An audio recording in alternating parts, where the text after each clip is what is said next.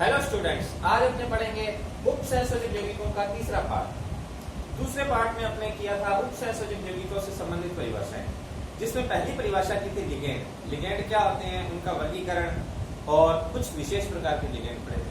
अब पढ़ते हैं दूसरी डेफिनेशन, उपसहसंयोजन संख्या, जिसे अपने कहते हैं समन्वयी संख्या या कोऑर्डिनेशन नंबर भी कहते हैं। क्या होती है उपसहसंयोजन संख्या? उपसहसंयोजन संख्या होती है किसी भी संकुल यौगिक में केंद्रीय धातु परमाणु द्वारा बनाए गए उपसहसंयोजक बंधों की संख्या। कि कोई भी संकुल यौगिक है, उसमें केंद्रीय धातु परमाणु कितने उपसहसंयोजक बंध बनाता है, उनकी संख्या को अपने क्या कहते हैं, उपसहसंयोजक संख्या। लिखा भी हुआ है CMA या आयन द्वारा बनाए गए उपसहसंयोजक बंधों की संख्या। इसका फार्मूला होता है दंतुकता इनटू लिगेंडों की संख्या। जैसे अपने पहला एग्जांपल लें, CONH3 का 6Cl3। इसमें देखिए यहाँ पर CO से NH3 जुड़ा हुआ है, और NH3 क्या होता है, एक तंतुक लिगेंड है, यानी कि केवल एक NH3 केवल एक ही बंध बना पाता है। और इनकी संख्या कितनी है, 6 है, तो इसकी दंतुकता 1 और संख्या कितनी, 6। तो ये इसकी उपसहसंयोजक संख्या कितनी आ जाएगी, 6। इसी प्रकार दूसरा एग्जांपल लें, COEN का ट्वाइस Cl और ये Cl। इसमें देखिए हमारा EN क्या है, EN होता है इथाइलिन डाइएमीन। इथाइलिन डाइएमीन या एथेन 1,2 डाइएमीन। ये अपने पढ़ा था लिगेंडों के वर्गीकरण में कि ये एक द्वितंतुक लिगेंड होता है। द्वितंतुक कैसे, क्योंकि नाइट्रोजन के ऊपर 2 लोन पेयर होते हैं, 2 नाइट्रोजन के ऊपर 2 लोन पेयर है, और ये धातु परमाणु से 2 उपसहसंयोजक बंध बनाते हैं। इस प्रकार ये नाइट्रोजन से 1 लोन पेयर, ये नाइट्रोजन से दूसरा तो दूसरा बंध, तो ये 2 बंध बनाता है। तो 2 बंध बनाता है और इनकी संख्या कितनी है, 2। तो EN द्वारा बनाए गए बंध कितने हो गए, दंतुकता 2 और लिगेंड कितने हैं, 2। तो टोटल बंध कितने हो गए, 4। इसके बाद Cl की बात करें तो Cl की संख्या कितनी है, Cl इसमें टोटल है 3, लेकिन ये ब्रैकेट के अंदर में होता है। जो ब्रैकेट के अंदर होगा वही लिगेंड के फॉर्म में होगा, और जो ब्रैकेट के बाहर होगा वो लिगेंड के फॉर्म में नहीं होगा। तो लिगेंडों की संख्या तो 2 है, लेकिन आपको पता है कि Cl एक तंतुक लिगेंड है, तो 1 × 2 ये कितने हो जाएंगे, 2।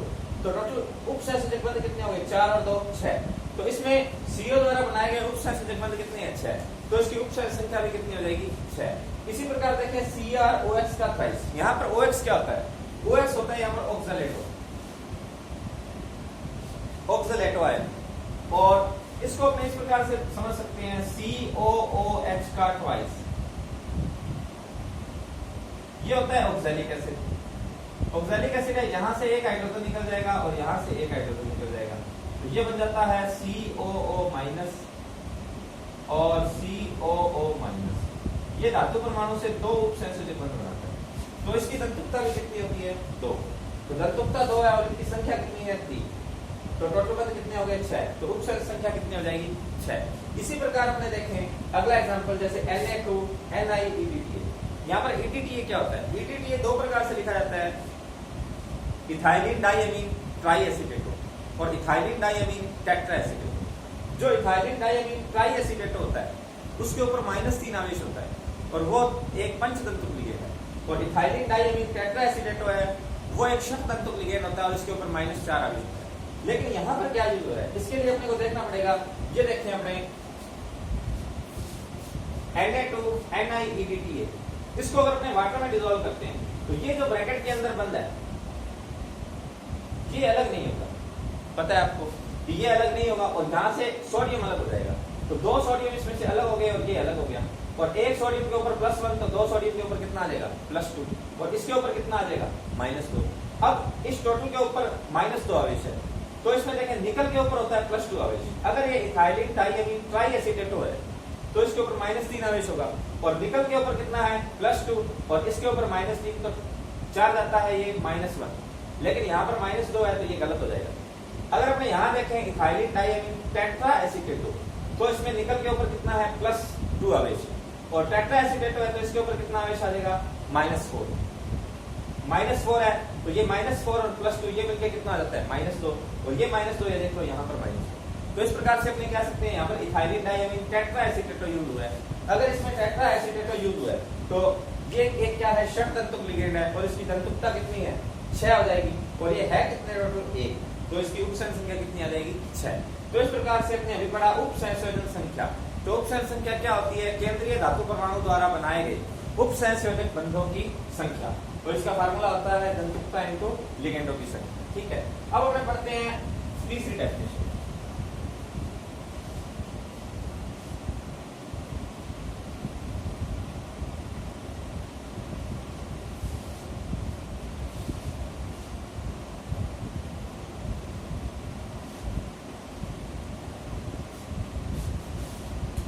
तीसरी डेफिनेशन है समन्वयी मंडल और आयनिक मंडल।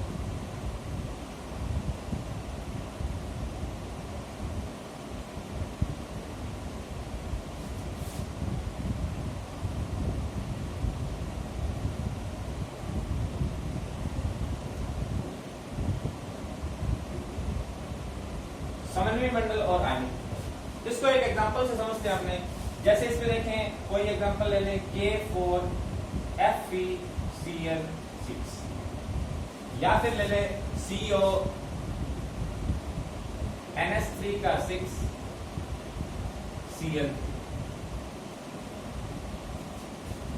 इसमें क्या होता है कि जो केंद्रीय धातु परमाणु, ये जो Fe है, और लिगेंड ये Cl, केंद्रीय धातु परमाणु और लिगेंड, इनको एक बड़े ब्रैकेट के अंदर लिखा जाता है, और इन बड़े ब्रैकेट के अंदर लिखा जाता है। इसको कॉमनली क्या कहते हैं अपने, समन्वयी मंडल।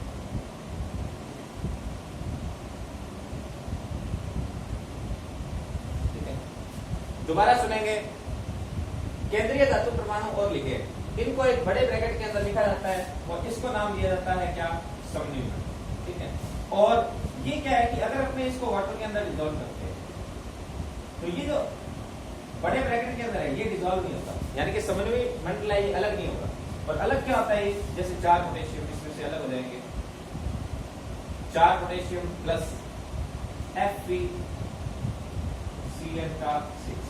इसके ऊपर आवेश कितना आ जाएगा, ये देखें, ये इसके पैरों में 4 है, तो यहाँ पर कितना आ जाएगा, -4। ठीक है, और ये तो हो गया समन्वयी मंडल यहाँ।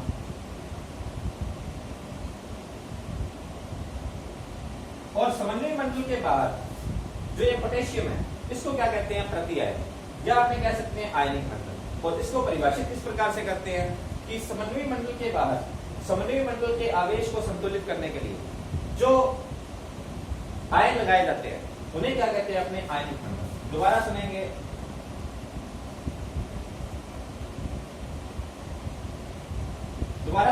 आयनिक मंडल क्या होता है कि समन्वयी मंडल के बाहर आवेश को संतुलित करने के लिए जो आयन लगाए जाते हैं, उन्हें क्या कहते हैं, अपने आयनिक मंडल कहते हैं।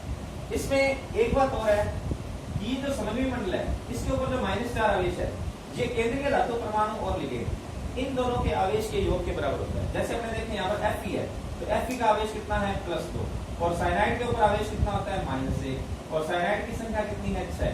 यहाँ पर देखें अपने +2 और -6, ये आ जाएगा -4, और ये यहाँ पर आ गया -4 है, क्योंकि यहाँ पर इधर पोटेशियम +4 और इधर कितना आ गया, -4।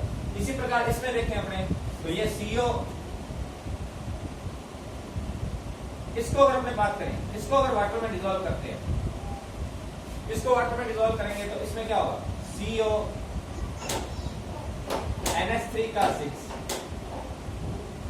और इसमें Cl अलग।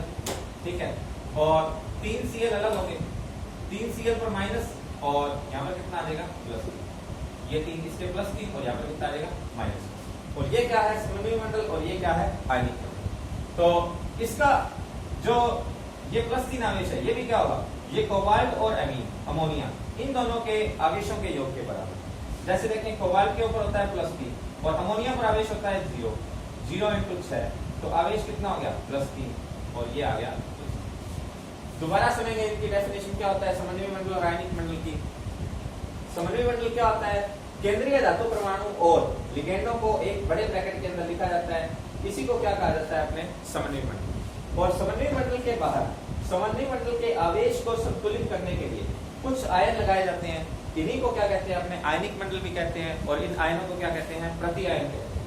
जैसे इसमें आपने देखा है कि CONS3 ये समन्वयी मंडल, और ये Cl इसमें क्या है, प्रतिआयन है, और Cl3 क्या हो गया, ये आयनिक मंडल। यहाँ पर पोटेशियम क्या हो गया, आयनिक मंडल। ठीक है, ये थी अपनी तीसरी डेफिनेशन। इसके बाद अपने करते हैं 4th डेफिनेशन।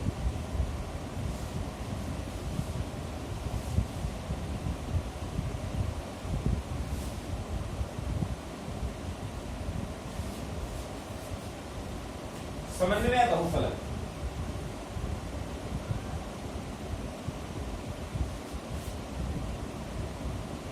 इंग्लिश में कहते हैं अपने कोऑर्डिनेशन पॉलीहेड्रॉन। क्या होता है ये? कोई भी संकुल यौगिक होता है उसमें क्या होता है, केंद्रीय धातु परमाणु सेंटर में होता है और उसको लिगेंड चारों तरफ से घेरे रखते हैं। लिगेंड चारों तरफ से घेरे रखते हैं तो केंद्रीय धातु परमाणु के चारों लिगेंडों की व्यवस्था क्या है कि लिगेंड उसमें किस प्रकार से व्यवस्थित है, उन्हीं को क्या कहते हैं, समन्वित होते हैं। जैसे हमने देखें कि केंद्रीय धातु परमाणु को अगर हमने देखें M से शो करें और इसमें अगर 4 लिगेंड जुड़े हुए,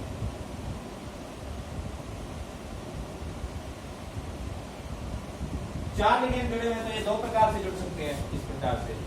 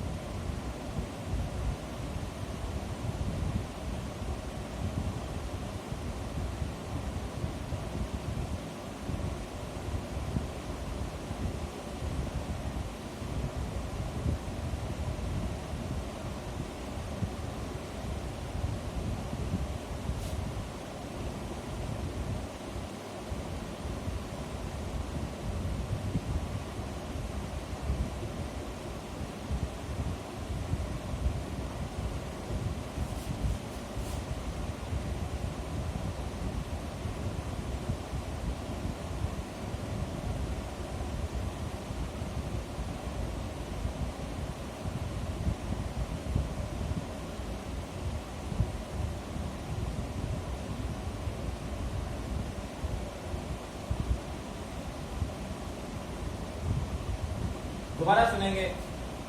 समन्वय बहुफलक या कॉम्बिनेशन पॉलीहाइड्रोल क्या होता है कि केंद्रीय धातु परमाणु के चारों ओर लिगेंड किस प्रकार से व्यवस्थित हुए, उस व्यवस्था को क्या कहते हैं, समन्वय बहुफलक कहते हैं। जैसे अगर लिगेंडों की संख्या 4 है तो ये 2 प्रकार से व्यवस्थित हो सकते हैं। इसकी आकृति हो सकती है चतुष्फलकीय या फिर हो सकती है वर्गाकार समतलीय। चतुष्फलकीय आपको पता है कि 109 डिग्री 28 मिनट का एंगल होगा, इसमें यहाँ पर 109 डिग्री 28 मिनट का एंगल होगा। जैसे इसमें एक लिगेंड ऊपर जुड़ा होगा, एक लिगेंड इधर, एक लिगेंड इधर और एक लिगेंड इस प्रकार से। और वर्गाकार समतलीय है, जैसे ये बुक है, इस बुक में एक धातु परमाणु सेंटर में होगा और 4 लिगेंड, एक लिगेंड यहाँ पर, एक लिगेंड यहाँ पर, एक लिगेंड यहाँ पर और एक लिगेंड, ये वर्गाकार समतलीय आकृति हो जाएगी। ठीक है।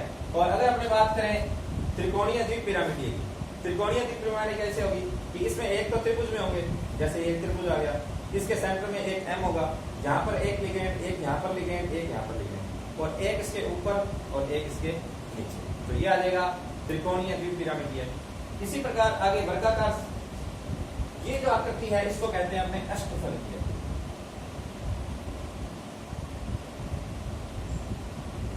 अष्टफलकीय आकृति कैसे होती है कि केंद्रीय धातु परमाणु है, धातु परमाणु M, इसके सेंटर में यहाँ पर एक लिगेंड, यहाँ पर एक लिगेंड, यहाँ पर एक लिगेंड, यहाँ पर एक लिगेंड, ये तो वर्गाकार समतलीय जैसी होगी।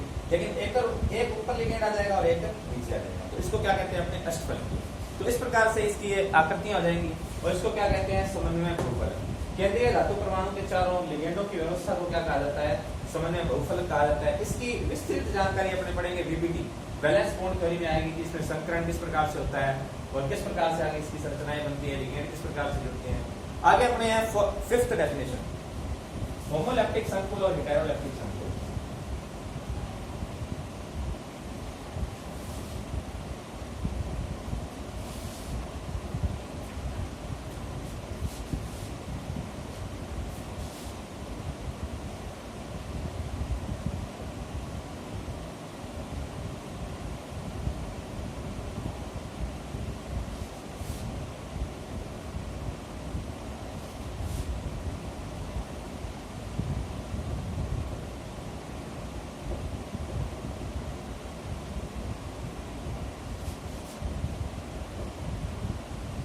होमोलैप्टिक संकुल और हेटेरोलैप्टिक संकुल क्या होते हैं, कोई भी उपसंयोजक यौगिक है अगर उसमें एक ही प्रकार के लिगेंड जुड़े हुए हैं तो उसे कहते हैं अपने होमोलैप्टिक संकुल। और अगर उसमें एक से अधिक प्रकार के लिगेंड जुड़े हुए हैं तो उसे कहते हैं हेटेरोलैक्टिक संकुल। एग्जांपल से समझ लेते हैं, जैसे हमने बात करी पहला K4FeCN6, इसमें देखें केंद्रीय धातु परमाणु Fe है और इसमें 6 CN जुड़े हैं, एक ही प्रकार के लिगेंड है तो इसको क्या कहेंगे, होमोलैक्टिक संकुल। इसी प्रकार दूसरा एग्जांपल पढ़ लेते हैं, जैसे CrH2O का 6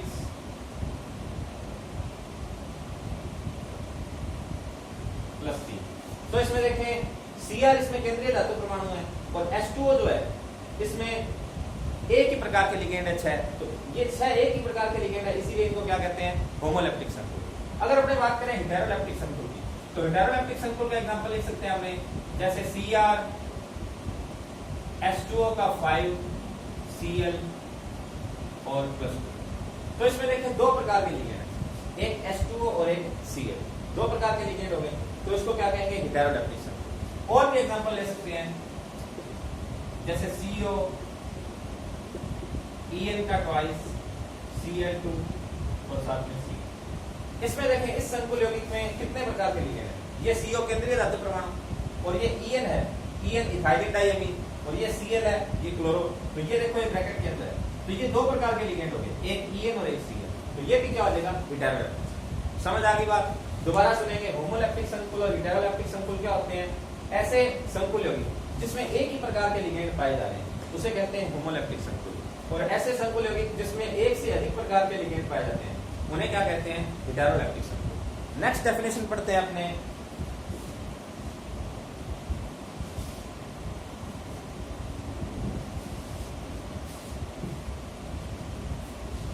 ऑक्सीकरण अणु।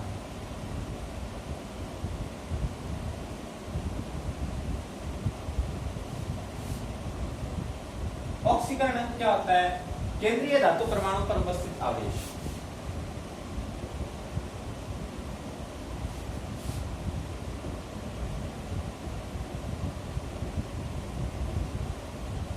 केंद्रीय धातु परमाणु पर जो आवेश उपस्थित होता है उसी को क्या कहते हैं, अपने ऑक्सीकरण अणु।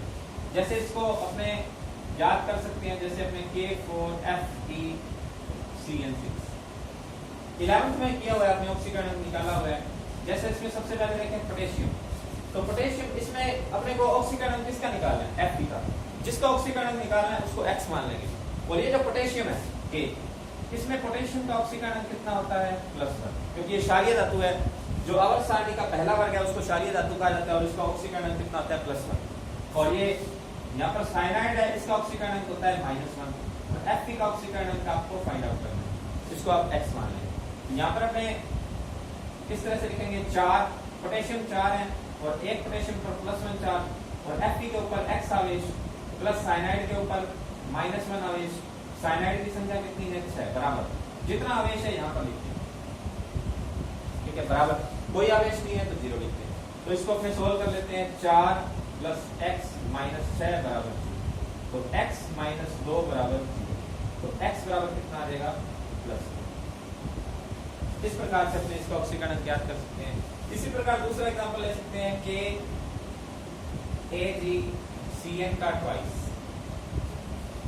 तो इसमें जो केंद्रीय धातु परमाणु Ag है इसका ऑक्सीकरण का आपको ज्ञात करना है। तो इसमें पता है आपको K का ऑक्सीकरण कितना है बेटा, +1, और Cn का ऑक्सीकरण -1 और Ag का ऑक्सीकरण का आपको फाइंड आउट करना है।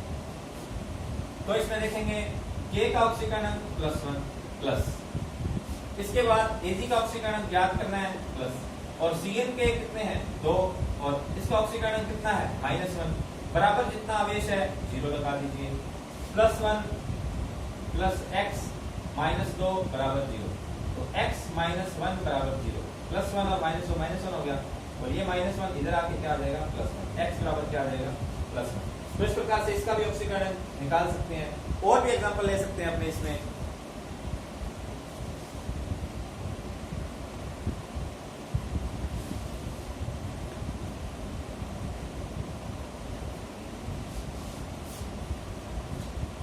जैसे एग्जांपल है CrH2O का 5 Cl,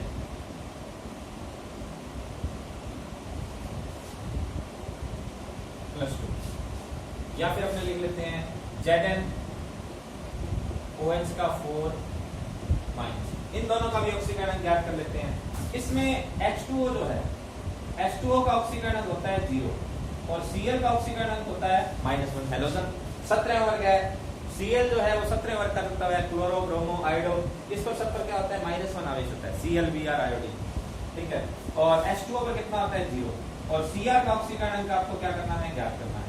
तो Cr का x, H2O कितने हैं 5 और एक H2O पर कितना है 0 और Cl पर कितना है -1, बराबर जितना आवेश इसके ऊपर लगा है वो यहाँ पर लिखते हैं बराबर में +2। इसके बाद x + 0 -1 बराबर +2, तो x बराबर कितना आ जाएगा +2 -1, x बराबर कितना आ जाएगा यहाँ पर +1। ये इसका ऑक्सीकरण का आप ज्ञात कर सकते हैं Cr का, यहाँ सॉरी ये इधर जाएगा तो ये प्लस का हो जाएगा, तो यहाँ पर आ जाएगा +3। ये x -1 है, -1 इधर जाएगा तो प्लस का हो जाएगा, तो ये +3 आ जाएगा, ठीक है। इसके बाद देखेंगे अपने यहाँ पर OH है, तो OH का ऑक्सीकरण होता है -1 और Z का ऑक्सीकरण, Zn का ऑक्सीकरण का आपको ज्ञात करना है। Zn का ऑक्सीकरण आ जाएगा x, मान लीजिए यहाँ पर आप फाइंड आउट कर लेंगे x + OH कितने हैं 4 और एक OH पर कितना है -1 बराबर कितना आ जाएगा -2, ठीक है। तो यहाँ पर आ जाएगा x - 4 बराबर -2 और ये इधर चला जाएगा, तो x बराबर -2 + 4, तो x बराबर कितना आ जाएगा +2, तो ये जिंक पर ऑक्सीकरण कितना आ जाएगा बेटा +2, ठीक है। तो इस प्रकार से ये था अपना ऑक्सीकरण और इसमें उपसहसंयोजक यौगिकों से संबंधित परिभाषाएं ये कंप्लीट हुई। नेक्स्ट पार्ट में अपने पढ़ेंगे IUPAC nomenclature. Thanks for watching.